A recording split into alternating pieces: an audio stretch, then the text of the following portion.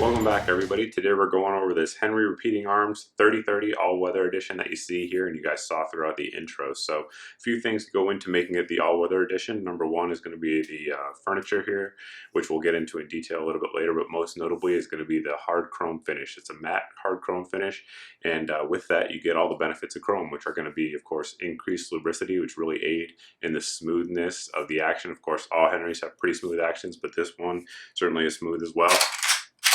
You just run that and no issues there running it and getting those rounds out and getting the next one back in.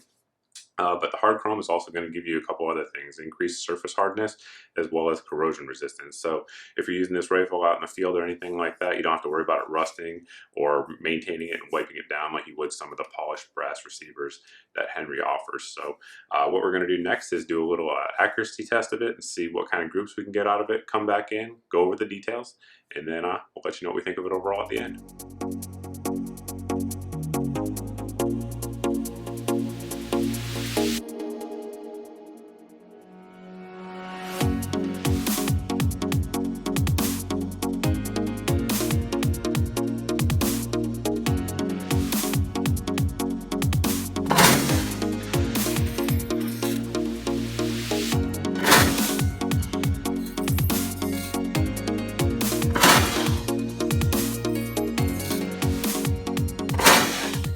Time for some accuracy testing. We got a couple different rounds that we're going to run through the rifle here. Let you know the setup and then why we have it the way it is. Target's downrange, only at 50 yards today. And the reason is it's been a little windy. It actually died down right now. I know you don't believe me, right? But it's been really windy. So wind was number one consideration. Number two, because we only have a 1x4 power scope. This is the CMR4 Hilux scope, 1x4. So not a whole lot of magnification, but I think these scopes are really, really good on these 30-30 guns like this, the lever guns. They just go well. The rest we have here is going to be the CTK Precision rest, and like I said, target downrange at 50 yards. Running a couple different loads through it today. Both are going to be sort of hunting loads, so they're not match grade at all. I do not expect match grade accuracy out of this, but who knows? Sometimes it happens. There's the wind. It's picking back up. This is the Fiocchi 170 grain soft point bullet. And then after that, we'll have the Federal. This one is the 170 grain Nosler partition bullet, I should say. So we're going to see what kind of results we get downrange.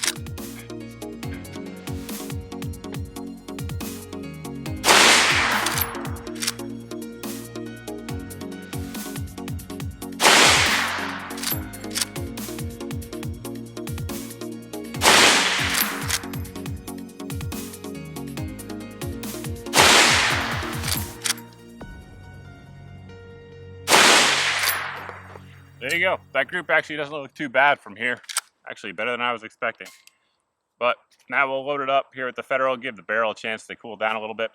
One thing for those of you that haven't shot a lot of lever guns like this is, you know, it's not like an AK or an AR where it has a top handguard. So the barrel gets hot when you touch it. So throwing that out there. We'll go over reloading, I suppose, now while we're at it, since we're doing it. Basically, you pull your little plunger spring out there, put our bullets in. Going to angle it up. They're going to slide down the tube. I believe the specs on this rifle say it's 5 rounds, but I can assure you both of these, both the Federal and the Fiocchi, will let you get 6 in there, no problem. Close it down, turn it, and we're back in business. So again, Federal 170 grain. Going down range here.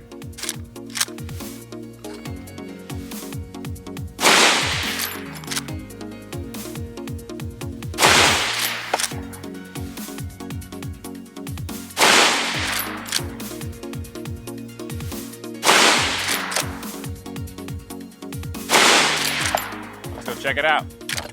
Honestly, the groups are a little better than I expected, so that's certainly always a good thing. As you can tell, it's zeroed for the Federal ammo at 100 yards, so that's why we're getting our point of impact shift. If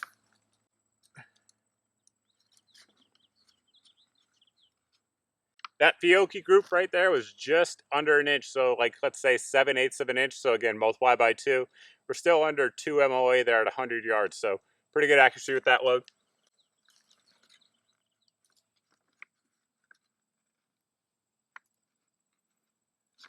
And the Federal was just a touch tighter, 0.75 at the most center to center, and maybe even a little bit less. So 1.5 inch group at 100 yards. Again, with some soft point hunting ammo, I'll take that all day long. So the rifle certainly shoots pretty well.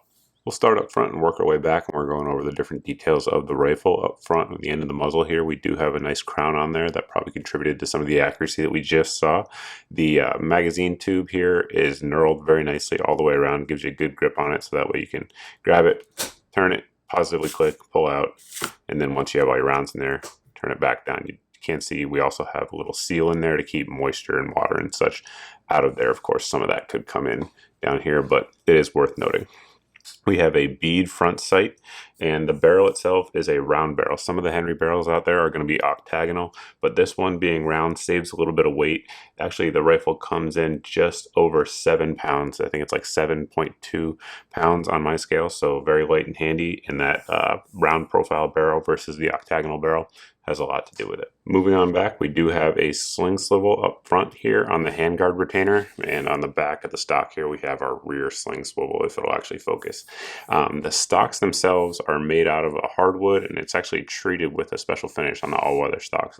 Mostly Henry rifles will come with beautiful walnut stocks, but this one here is designed to be out in the weather, and they put a very special seal on there. It is actually wood, although at first I thought it was some sort of composite laminate. It's not.